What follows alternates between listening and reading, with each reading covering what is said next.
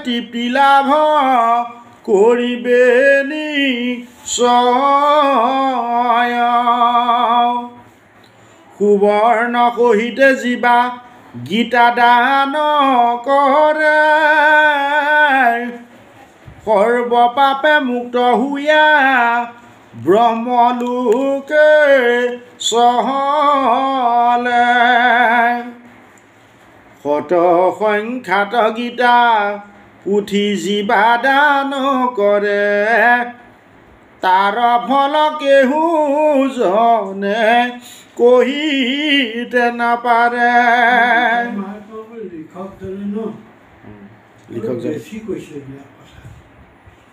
এইবিলাক কৰি যদি হয় এইটো মানে কিতাপখনৰ হেৰিটো গীতাৰ মহাত্ম্যটো বঢ়াবৰ কাৰণে সেই লিখকজনে কৈ আছে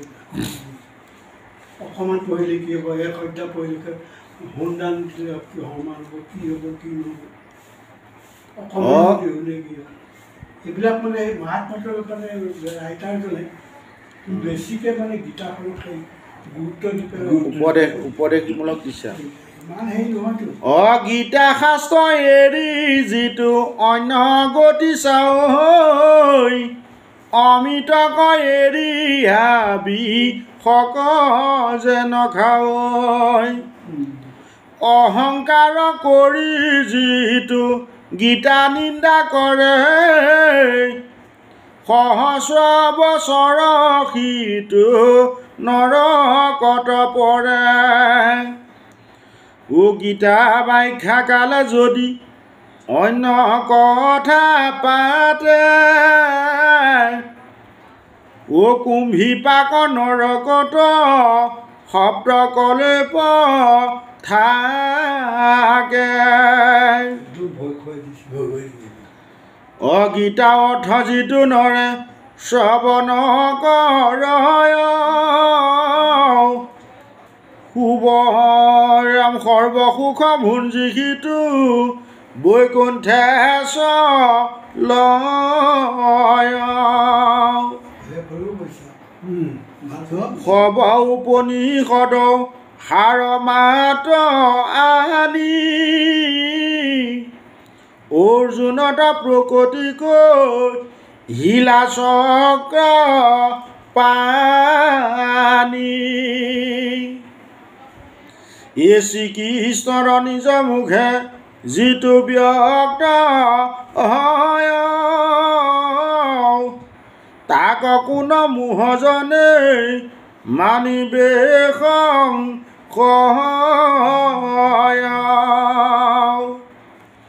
জীৱা পঢ়ে জীৱা শুনে হুয়া কৌতূহলী সংসাৰত ৰিয়া বিষ্ণু পুৰে যাই চলি ৰাম গীতা শাস্ত্ৰ শুনিয়া মই ক্ষয় পুণ্য খানিছে দুৰ্লভ মনুষ্য জন্ম কিবা হেতু বনছা চিন্তামণি জন্ম ইটো নকৰাবি ফল চিন্তামনে গোবিন্দৰ চৰণক মল এই গীতাৰ মাহাত্ম্য ইটো কথা বিতুপন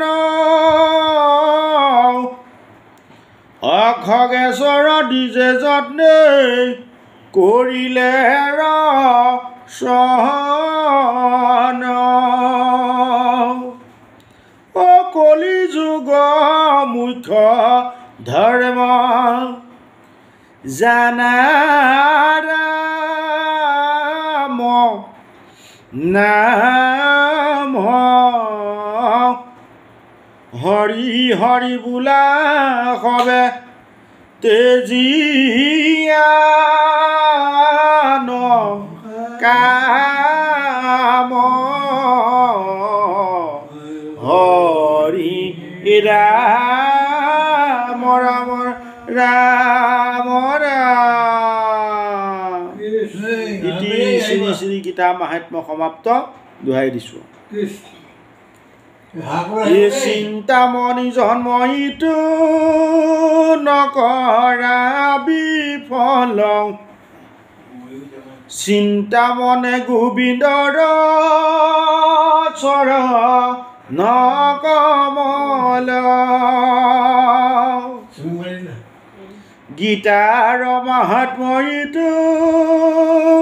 কথা বিতুপন খগেশ্বৰ দিজে যত্ন কৰিলে ৰচন কলি যুগ মুখ্য ধৰ্ম জানা ৰাম নাম এ হৰি হৰি বোলা কবে তেজি আন কাম কৃষ্ণ হৰি ৰাম ৰাম ৰাম ৰাম ৰাম কৃষ্ণ হৰি ৰাম হৰি বৈকুণ্ঠৰ গল বতৰু ভাগৱত শাস্ত্ৰ ইহাৰ উত্তম ফল হৰি নাম মাত্ৰ হৰি নামে হৰি নামে হৰি নামে গতি হৰি নাম ভগতৰ কেৱলে ভগতি ৰাম হৰি নাম ভগতৰ কেৱলে ভগতি কৃষ্ণ হৰি ৰাম জয় যদুপতি যাদৱ হৰি তোমাৰ চৰণ লাগো শ্ৰৱণ কীৰ্তন নিৰ্মল ভকতি কাকুতি কৰিয়া মাগো তোমাৰ সেৱাকে কৰিম কেনে কৰি আমাৰ শকতি নাই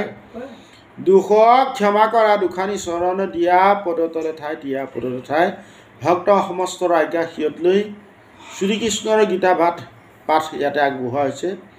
অজানিতে দুখৰ অপৰাধ পাই সৰ্ব অপৰাধ বাধক তোৱাগুণ নাম দুখৰ পৰা পৰিত্ৰাণ কৰি শ্ৰৱণ কীৰ্তন কৰা ভক্ত সমস্ত আই মাতৃ সমস্তৰ প্ৰতি কৃপা মিলাই গৃহে গৃহে সুমংগল প্ৰকাশ কৰি প্ৰভু ভগৱন্ত তোমাৰে গুণানুকীৰ্তন কৰ্ম কৰিবলৈকে সমস্তজনকে শক্তি দিব লাগে প্ৰভু এইখিনিহে প্ৰাৰ্থনা হৰি ৰাম হৰি